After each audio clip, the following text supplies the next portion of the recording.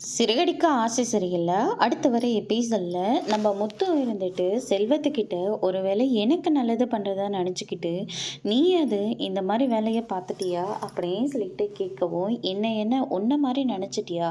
அப்படின்ற மாதிரி செல்வம் வந்து சண்டை போடுறாங்க. அதுக்கடுத்து தான் முத்து இருந்துட்டு, "நீ ரொம்ப ஓவராக பேசிக்கிட்டு இருக்க. உனக்கு வேறு ஏதோ பிரச்சனை இருக்குது. அதில் நான் சொல்கிறத நீ தப்பாக புரிஞ்சுக்கிட்டு இருக்க. உன்னை பற்றி நான் இப்போ தான்டா தெளிவாக புரிஞ்சுக்கிட்டேன். உன்னோட ஃப்ரெண்ட்ஷிப்பே எனக்கு தேவையில்லை." அப்படின்னு சொல்லிட்டு செல்வம் இருந்துட்டு அந்த கோவத்தோட கார் ஓட்டிட்டு போகிறாங்க. போகிற வழியில் ஒருத்தர் ஆக்சிடென்ட் வேற பண்ணிடுறாங்க. மீனா அந்த இடத்துல இருந்ததுனால சீதாவோட மாமியார் தான் அடிபட்டிருக்காங்க அப்படின்ற மாதிரி சொல்கிறாங்க. அங்கே வந்து ஒரு நர்ஸ் வந்துட்டு இவங்க ஆல்ரெடி இறந்துட்டாங்க அப்படின்ற மாதிரி சொல்லிடுறாங்க. சரின்னு சொல்லிட்டு வீட்டில் அவங்களுக்கு செய்ய வேண்டிய எல்லா சடங்கையும் செஞ்சுக்கிட்டு இருக்காங்க. அண்ணாமலை ஸ்ருதின்னு சொல்லிட்டு எல்லாருமே அந்த டெத்துக்கு வராங்க. வந்தவங்க வந்து பார்த்தீங்கன்னா மீனாவும் நம்ம முத்துவும் வராங்க. கையில் மாலையோட வராங்க.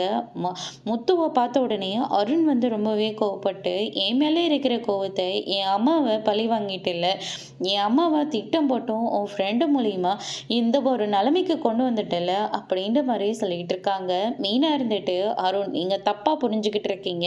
நான் இப்போதாங்க எல்லாத்தையும் சரியாக புரிஞ்சுக்கிட்டு இருக்கேன். ஒருத்தனை பழி வாங்கிறதுக்காக இவ்வளோ கேவலமாவா இறங்குவீங்க?" அப்படின்னு சொல்லிட்டு அருண் வந்து சொல்லிக்கிட்டு இருக்காங்க. இதுக்கும் எனக்கும் எந்த சம்மந்தமும் இல்லை.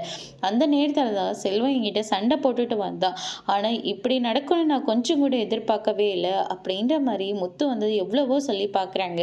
ஆனால் அருண் வந்து கேட்குறதாவே இல்லை. அதோட இன்னைக்கான பிரமோ முடிச்சிருக்காங்க.